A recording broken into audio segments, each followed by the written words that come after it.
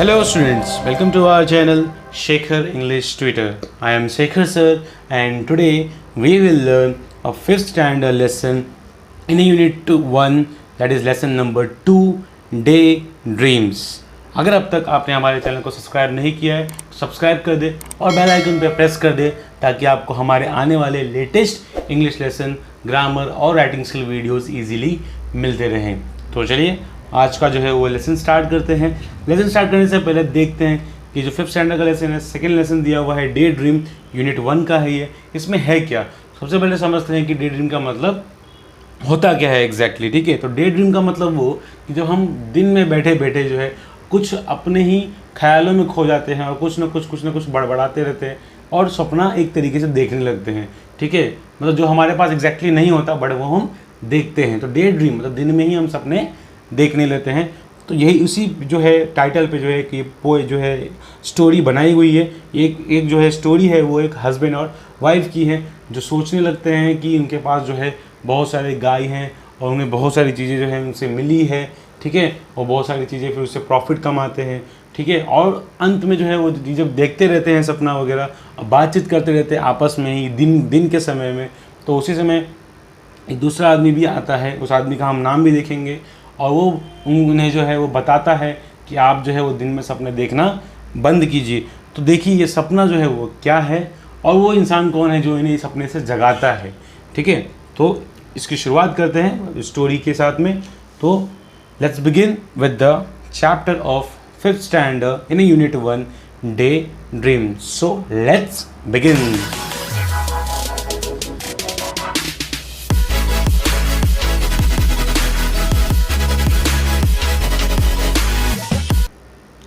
तो देखिए सबसे पहले इसका फर्स्ट स्टैंजा देखते हैं।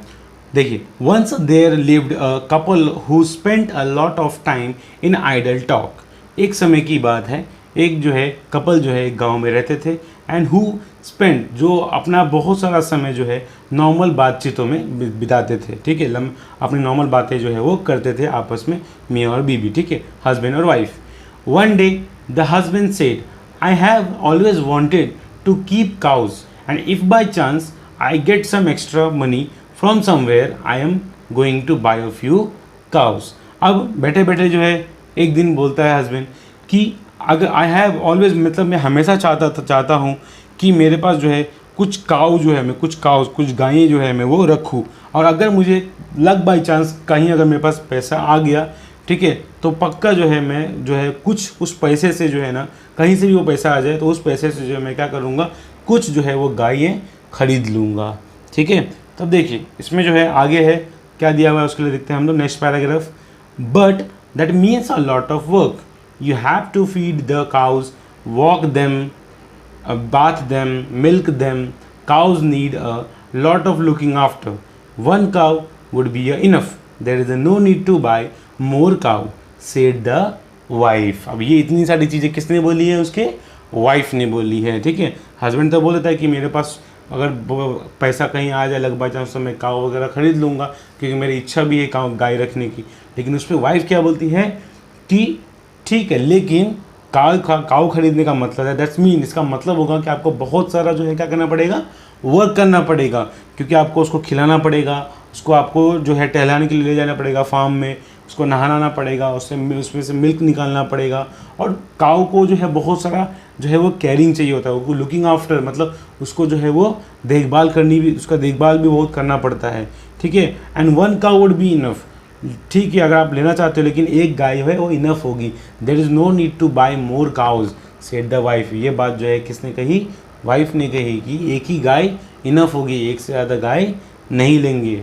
ठीक है, अब देखिए इस पर जो हस्बैंड क्या बोलता है उसके लिए देखते हैं हम लोग नेक्स्ट पैराग्राफ। देखिए क्या दिया हुआ है, but think of all the milk we will get if we buy more, said the husband.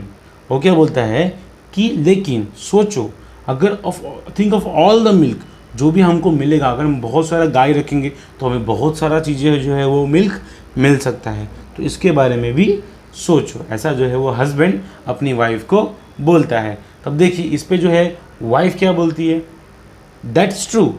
आगे उसके लिए देखते हैं हम लोग next paragraph. That's true, the wife agreed, there will be a so much milk that we can even have plenty of dahi and butter and ghee. तो उसने बोला, वाइफ ने क्या बोला कि हाँ ये तो सच है, और वो सहमत भी हुई इस बात से। लेकिन और उससे क्या होगा, there will be so much milk, अगर बहुत ज़्यादा दूध रहेगा तो हम जो है उनसे बहुत सारे दही बना सकते हैं उस दूध के, फिर बटर बना सकते हैं और घी बना सकते हैं। आगे देखिए, वुडंट इट बी लवली, क्या ये अच्छा नहीं होगा? हस्बैंड बोलता है ऐसा, how lucky that I have all these earthen pots and kept aside. I'll use one of the pots for the milk, one of the for dahi, one for the butter and the ghee, and I will put in the jar, and I'll use this remaining pot to send milk to my sister. अब sister अब क्या बोलती है wife उसकी कि हाँ हम लोग कितने लकी हो जाएंगे कि हमारे पास इतने सारे फिर जो है दूध अगर हो जाएंगे तो बहुत सारे हमको अर्थन पॉट्स जो है मटके वो रखने पड़ेंगे, किसी में जो है मैं बहुत सारे जो है यूज़ करूँगी, बहुत सारे की पोट्स को यूज़ करूँगी, किसी में दूध, किसी में दही, किसी में बटर, और कुछ जो है कुछ में घी रखूँगी, घी को मैं जार में रखूँगी। एंड आई विल यूज़ जितने भी रिमेनिंग बचे हुए पॉट्स है वो सब मैं यूज़ कर लूँगी अपने बहन को जो है वो दूध भेजने के लिए। तो मैं कुछ दूध जो अपने बहन को भी भेज दूँगी। तो देखिए अब इस पर जो है हस्बैंड क्या बोलता है, send milk to your sister who said you could send milk to your sister. Husband क्या बोलता है कि मिल्क भेजोगी बहन को, ये किसने कहा तुमसे, और क्यों तुम ये कैसे भेज सकती हो? ठीक है, अब देखिए अपनी बहन को कैसे भेज सकती हो, ऐसा जो है वो हस्बैंड सिस्टर को अपनी वाइफ को बोलता है कि तुम अपनी बहन को कैसे मिल्क भेज सकती हो। तो उस पर देखिए सिस्टर जो है वाइफ जो है वो क्या रिप्लाई करती है, उसके लिए देखते हैं हम लोग नेक्स्ट पैराग्राफ। तो देखिए, there will be a plenty of milk if we have so many cows, why shouldn't I send it to my sister. वो बोलती है कि इतना सारा जब अगर हमारे पास दूध हो जाएगा, ठीक है, अभी वो लोग क्या कर रहे हैं, सपना ही देख रहे हैं, राइट। तो इतना सारा हमारे पास दूध हो जाएगा तो हम क्या करेंगे, अगर हमने इतनी सारे हमारे पास गायें हैं, तो अगर सो मेनी काउज अगर हमारे पास है तो why shouldn't I send it to my sister, तो क्यों मैं नहीं भेज सकती हूँ अपनी बहन को दूध, ठीक है। तो देखिए उस पर जो है हस्बैंड क्या बोलता है, सवाल जब पूछती है वाइफ उससे तो उसका आंसर जो है हस्बैंड क्या बोलता है उसके लिए हम लोग देखते हैं नेक्स्ट पैराग्राफ। तो देखिए नेक्स्ट पैराग्राफ में क्या दिया हुआ है, because we are going to sell it in the market that's why. उसने क्या बोला, क्योंकि ये जो है जितने भी मिल्क बचेंगे एक्स्ट्रा वो मैं क्या करूँगा मार्केट में बेचूंगा, इसीलिए जो है तुम्हें वो भेजना नहीं है अपनी सिस्टर को। I will decide what to do with all that milk and not a drop of it goes to your sister remember. और हस्बैंड क्या बोलता है कि आई विल डिसाइड, मैं तय करूँगा कि दूध का क्या करना है और क्या करना है नहीं करना है सभी दूधों का, ठीक है। And not a drop of, और एक भी बूंद जो है तुम्हारी बहन के पास जाएगा नहीं, ये बात याद रख लेना। अब इस ऐसे टोन पे और ऐसे आंसर पे जो है हस्बैंड के वाइफ क्या बोलती है देखते हैं उसके लिए नेक्स्ट पैराग्राफ। देखिए क्या दिया हुआ है, I will see how you can stop me from sending a pot full of milk to my dear sister. अब जो है वाइफ भी बोलती है कि मैं देखती हूँ कैसे तुम जो है मुझे वो रोक पाते हो अपनी बहन को पॉट फुल में पूरा भर के जो है मटके से जो है उसको दूध उसको भेजूंगी, और तुम मुझे कैसे रोकते हो वो भी मैं देखना चाहती हूँ, ठीक है।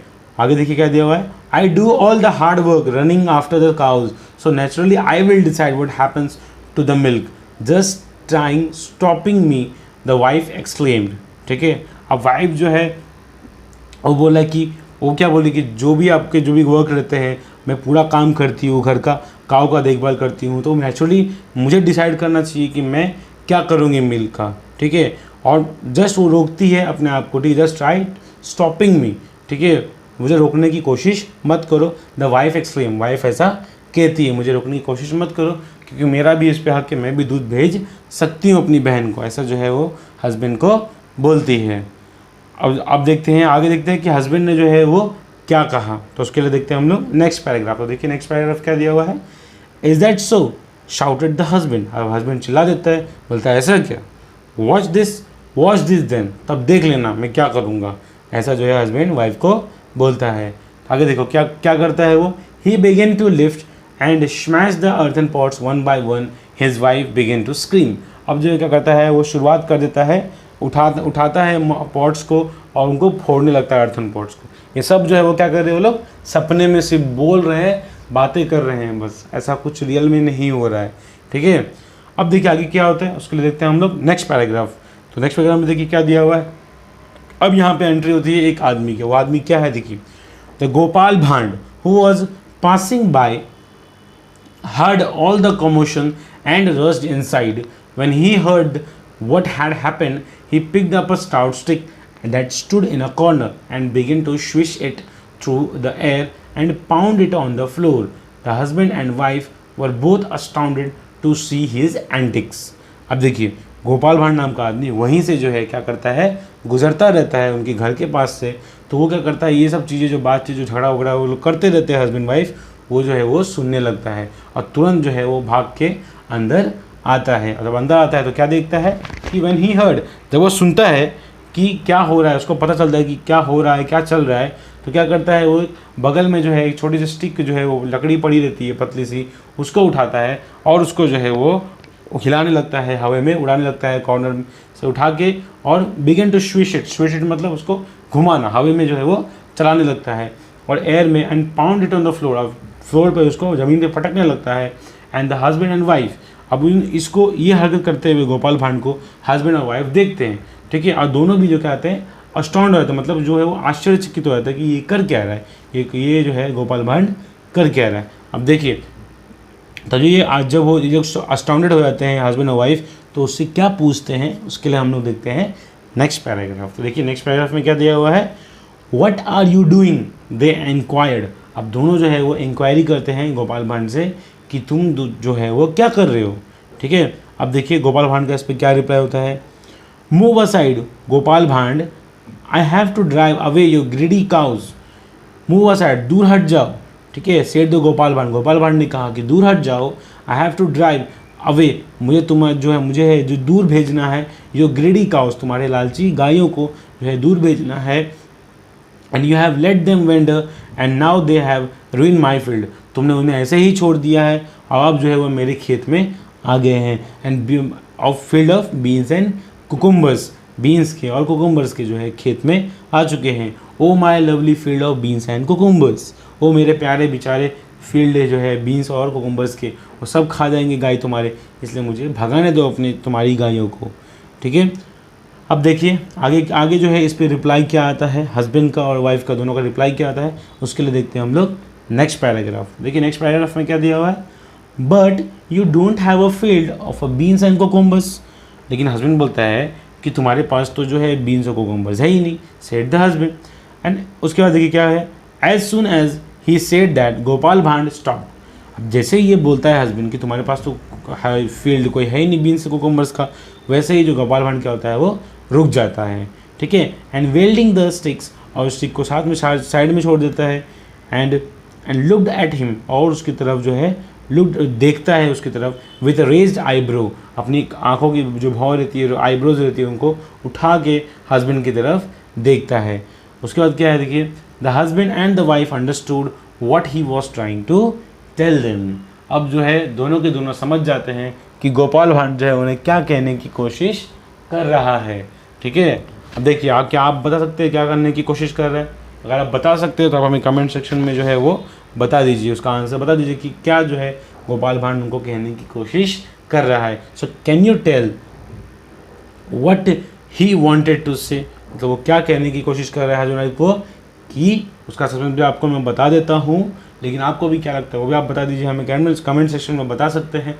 गोपाल भांड को लगता है कि जैसे ही मेरे फील्ड नहीं है वैसे भी तुम्हारे गायें किधर है, तुम्हारे पास गाय किधर है जो मेरे खेत में आ जाएंगे, तुम दिन में जो है घर में बैठे बैठे सपना क्यों देख रहे हो। यही बात जो है गोपाल भांड उनको समझाना चाहते थे। ठीक है, तो इसी के साथ जो है ये स्टोरी आपका डे ड्रीम्स का 5th स्टैंडर्ड का ख़त्म होता है। आई होप ये आपको लेसन जो है ऐसे समझ में आ गया होगा। अगर ये वीडियो आपको पसंद आया तो इस वीडियो को लाइक कर दीजिए, अपने फ्रेंड्स के बीच में शेयर कर दें, और अगर अब तक भी आपने हमारे चैनल सब्सक्राइब नहीं किया है तो सब्सक्राइब कर दें और बेल आइकन पे प्रेस कर दें, ताकि आपको हमारे आने वाले लेटेस्ट वीडियोस के इंग्लिश लेसन्स और राइटिंग स्किल के ईजिली मिलते रहें। धन्यवाद, थैंक यू फॉर वॉचिंग।